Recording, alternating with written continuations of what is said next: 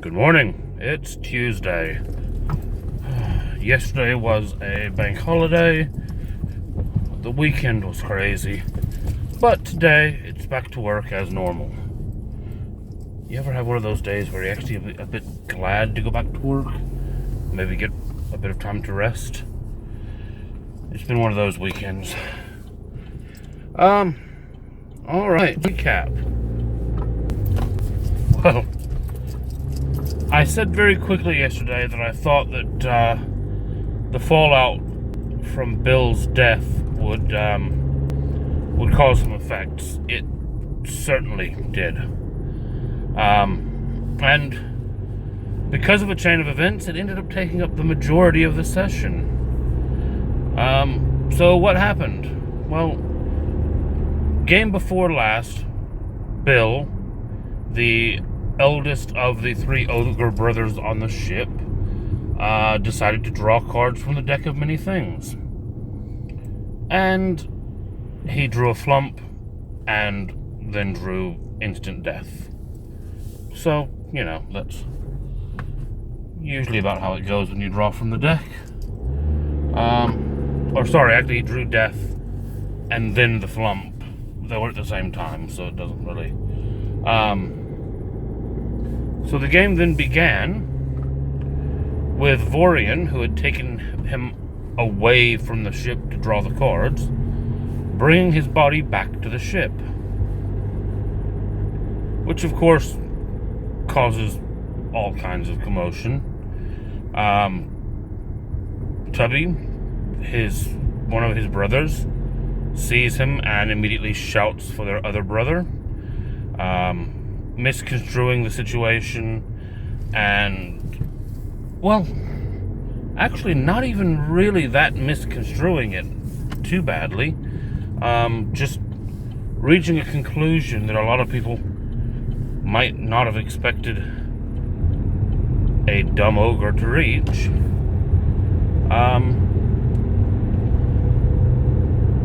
But he shouted for Grubby, who is the warrior brother,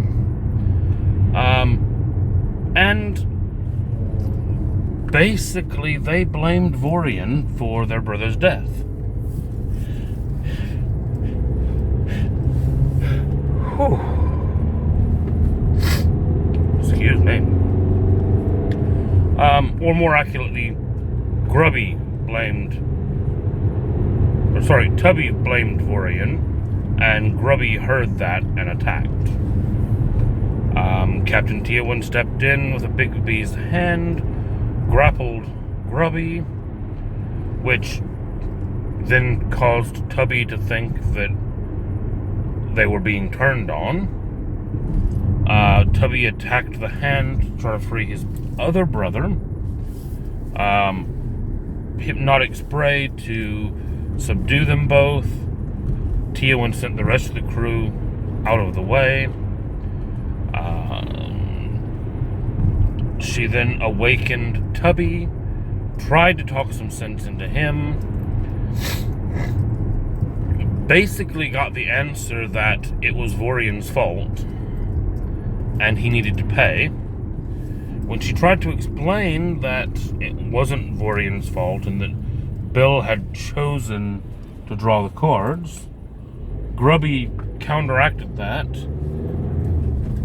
by basically explaining that it was the job of family, friends, whatever you want to refer to them as, to stop friends from doing stupid things or making stupid decisions. And the fact that Vorian took Bill away from the ship and allowed him to do this, knowing it was a bad choice, means that he's basically just as responsible as if he had done it himself. Now, obviously, the ogre was not that eloquent in explaining it, but that was basically what he was saying. Look, he might not have actually, physically killed him, but he took him away from us, he put him somewhere, and he gave him an item that he knew had a good chance of killing him, and then he sat back and watched and let it happen. declined that call. And basically, because of that, they believe Vorian is still responsible. And Tubby's response was that, they might be able to convince him, but there would be no convincing Grubby. And that basically, if Vorian was staying on the ship, then they were leaving the ship. He very genuinely asked Tiawan if she was picking Vorian or picking them. And basically, she went back to defending Vorian, at which point Tubby, feeling very betrayed, managed to shake Grubby out of the hypnosis, the hypnotic pattern, and drag him off the ship and away.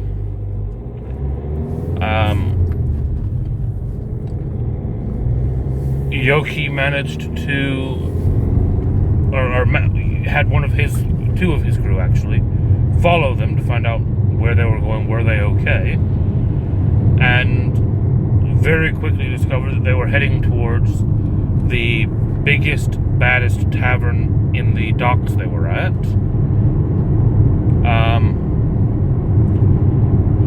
Immediately walked in, and Grubby immediately found the biggest, baddest looking guy in there and picked a fight. And by the time Tiawan and Yoki got there, the entire tavern was in a massive brawl.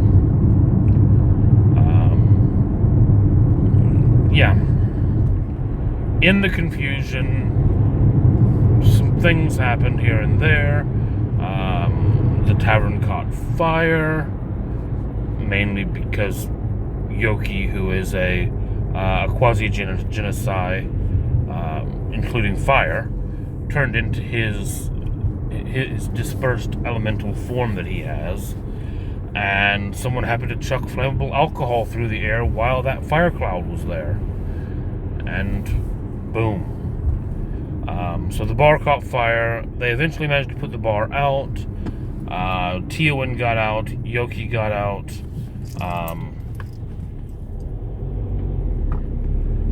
The guards showed up, started arresting everyone. Tiawan, basically, who was standing outside, played the onlooker, didn't know any, wasn't involved, so they didn't do anything with her. Yoki evaded them. The guards proceeded to arrest everyone who had been involved in the fight, and they headed back to the ship. From there, we cut over to Vorian and Revu, who meanwhile had decided to go pick up Mr. X after his year on way. They had a bit of a discussion with the Guardians of the Gate. They eventually got to meet Mr. X, who is very different from when they knew him last. After the rituals have been completed, he both looks and sounds different. He's a lot more whole, a lot less confused. He does have multiple different personalities now, which will be an interesting point to play off of. But they got him, they brought him back. From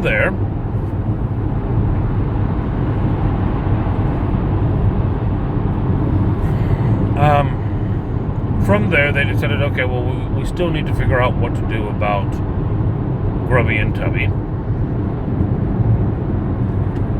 So they decided they would check the jail.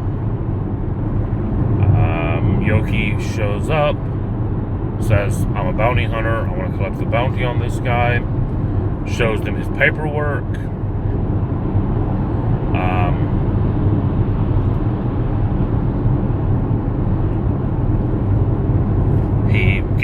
back there to him.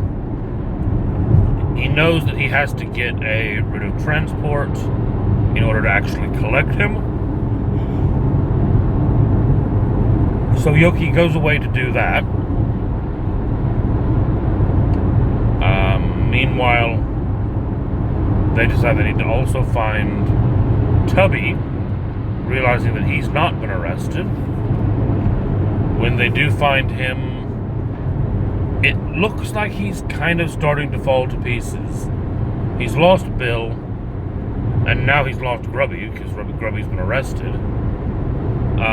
He feels betrayed by everyone, and they actually find him. He is a druid, gathering an army of rats to attack the prison.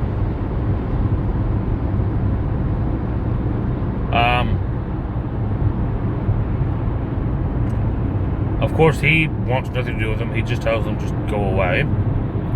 So for the moment, they do.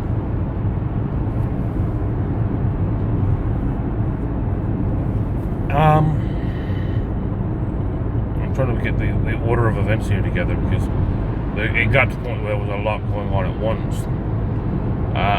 Also during this, Weary, a member of Yoki's crew, received a message from one of their official contacts warning everyone, not them in specific, but just a general broadcast message, warning everyone to stay away from Brawl at all costs.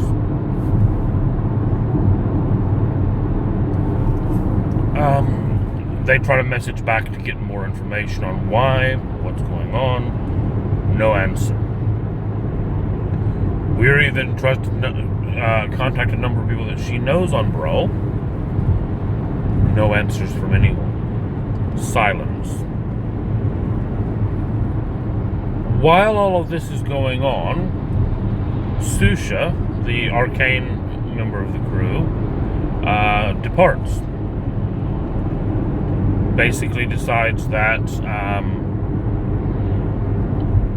he's gotten the ship into enough trouble and he's leaving now.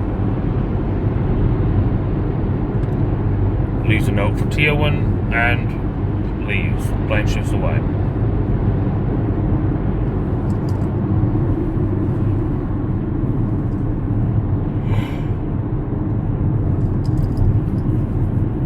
At this point, the crew has a bit of a discussion about what's going on, what's happening, what should they do about the ogres, and then Vorian and Revu decide they're going to go and get Grubby out of jail.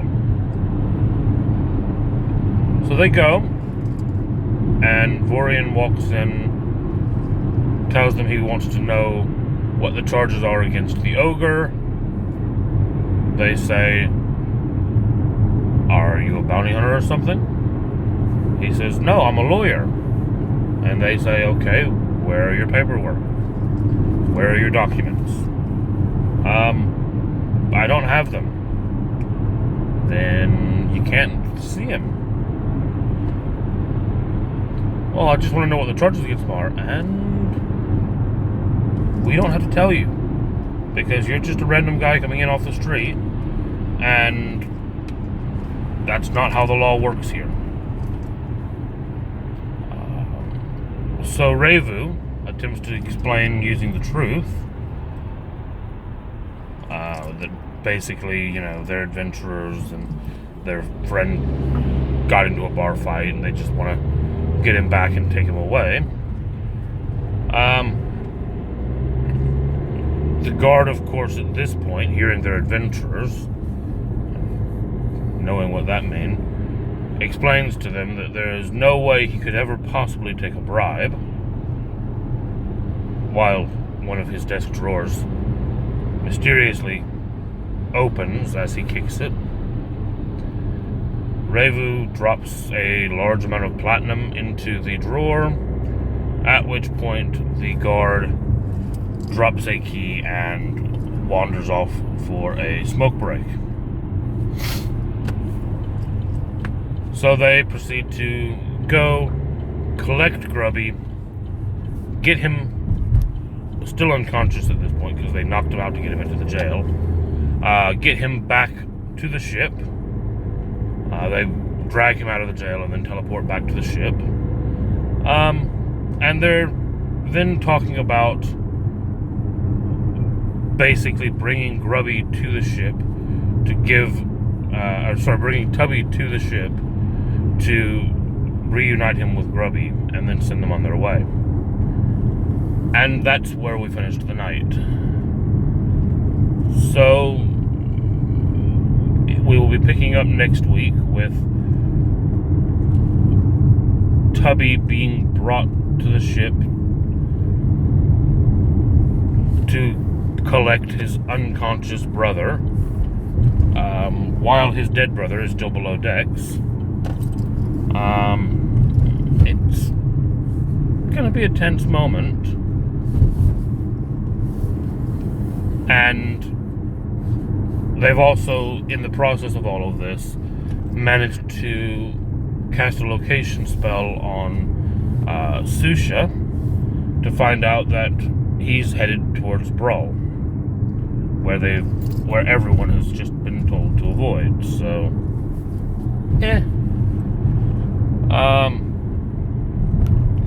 overall, tense session. I think the players felt that things didn't go as smoothly as they would have liked, but we're dealing with two ogres that, between the two of them, aren't smart enough to open a door. They just as soon smash through it as open it. Who have relied on their older brother, who happened to be, moderately intelligent, or actually quite intelligent for an ogre. They've relied on him to take care of them all their lives.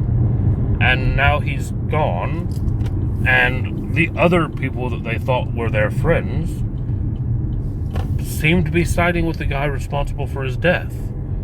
So you can understand why they're upset. They feel betrayed. They feel lost. And they're lashing out in the only ways they know how. Fighting, basically. Just different means of it. As you can probably tell, I'm pulling into the parking lot at the office. So I'm going to go ahead and call it there for the day. I am back on the regular schedule, so like, subscribe, and I will see you again tomorrow.